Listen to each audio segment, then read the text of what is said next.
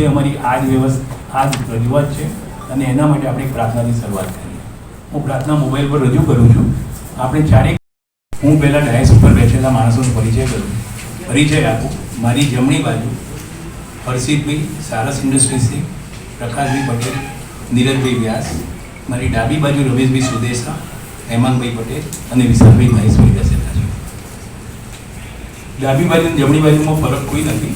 Basically ગુજરાતમાં 2 association છે, પણ આ 2 એસોસિએશન હોવા છતાં અમારા 2 વચ્ચે એટલો સરસ સમન્વય છે, એટલી સરસ એકતા છે કે ઇન્ડસ્ટ્રીની કોઈ બી રજૂઆત કરવા માટે અમે ગમે ત્યારે મોકળા મને હાજર થઈ ગયા છે.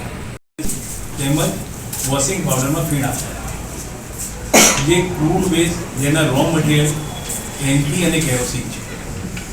28મી ફેબ્રુઆરીએ યુદ્ધ ચાલુ થયું એ પહેલાં 31મી જાન્યુઆરી જે વસ્તુ 130થી 135માં સરળતાથી ઉપલબ્ધ થતી હતી, જેવું જ યુદ્ધ ચાલુ થયું 135ના ભાવ સીધા 300 રૂપિયા થઈ ગયા.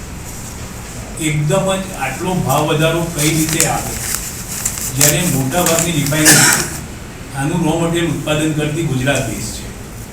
આ રો મટીરિયલ લેપ્સા બનાવવા માટેનું બેઝિક રો મટીરિયલ એલઈડી છે. LED IOC, Indian oil corporation, Nirma limited, Reliance, જેનું મહત્તમ ઉત્પાદન નહીં થાય છે, ત્યાં જ એકદમ 135ના ભાવ 300 રૂપિયા.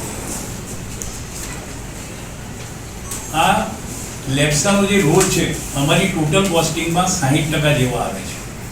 હવે 60% ધારો કે હું આજે કોઈ સાબુ બનાવતો હોઉં જેનું રો મટીરિયલ કોસ્ટ 30 રૂપિયા આવતી હોય, જેમાં સીધું 60% ઇન્ફ્લેક્ટ થાય એટલે મારી રો મટીરિયલ કોસ્ટ 48 રૂપિયા વધી જાય. મારી એટલે મારી ઇન્ડસ્ટ્રી. એની સામે મલ્ટીનેશનલ અને ઓર્ગેનાઇઝ સેક્ટર. પહેલાં શું હતું, મલ્ટીનેશનલ અને ઓર્ગેનાઇઝ સેક્ટર વચ્ચે રો મટીરિયલના ભાવની પેરિટી રહેતી હતી.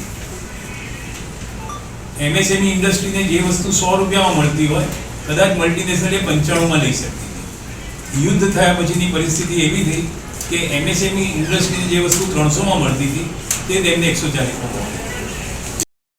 કંપની એમએસએમઈ કંપનીને હેલ્પ આઉટ કરે આ સિચ્યુએશનમાંથી અને તેમનો સપોર્ટ આપે. મેન્યુફેક્ચરર્સ એસોસિએશનના અધ્યક્ષ પદ ઉપર કાર્યરત છું. તમારી માંગ શું છે અને આ રજૂઆત શું છે તમારી? અમારી માંગ કંઈ નથી, અમારી કેવળ રજૂઆત છે કે અમારી જે અત્યારે વેદના છે ડિટર્જન્ટ ઉદ્યોગ સાથે સંકળાયેલા કાચા માલ 28મી ફેબ્રુઆરીની જેવી ઇઝરાયલ, ઈરાન અને અમેરિકા વચ્ચે વોર ચાલુ થઈ, રાતોરાત રો મટીરિયલ અદ્રશ્ય થઈ ગયા અને ભાવોમાં 300%થી લઈને 60% સુધીનો વધારો થયો. કાચા માલવાળા ભાવ વધારાની હરીફાઈમાં ઉતરી ગયા છે, જેથી આ ઇન્ડસ્ટ્રી માટે સર્વાઈવલ બહુ મોટો ઇસ્યુ થઈ ગયો છે. આજે 80થી 85% ઇન્ડસ્ટ્રી બંધ થઈ ગઈ છે. એમાં 15થી 20,000 કારીગરો કામ કરતા હતા, બેરોજગાર થઈ ગયા. બીજી 15થી 20% જે ઇન્ડસ્ટ્રી ચાલી રહી છે, 50%ના રેટેજ ચાલી રહી છે, એ બી ટેમ્પરરી જ ચાલી શકશે એવી પરિસ્થિતિ છે.